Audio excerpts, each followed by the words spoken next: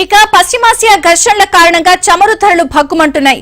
యుద్ధం కారణంగా ప్రపంచ ఇంధన సరఫరాకు తీవ్ర ఆటంకం ఏర్పడటంతో చమురు ధరలు పైకి వెళ్తున్నాయి. ప్రస్తుతం బ్యారెల్ ముడి చమురు ధర $100 మార్కు దాటేసింది.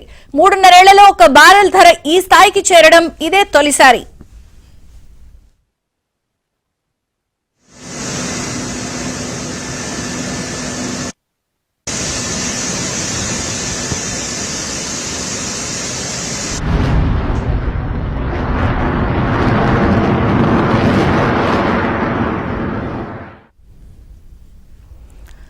ఫిబ్రవరి 28న ఇజ్రాయెల్, అమెరికా, ఇరాన్ మధ్య మొదలైన యుద్ధం రెండో వారము కొనసాగుతోంది. దీంతో పశ్చిమాసియాలో చమురు ఉత్పత్తి, షిప్పింగ్ అంతరాయం కలుగుతోంది.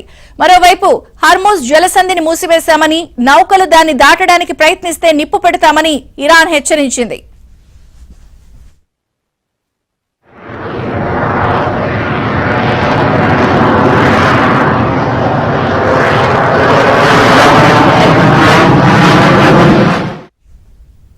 కాగా క్రూడ్ ఆయిల్ ధరల పెరుగుదలపై ట్రంప్ ఆసక్తికరమైన వ్యాఖ్యలు చేశారు.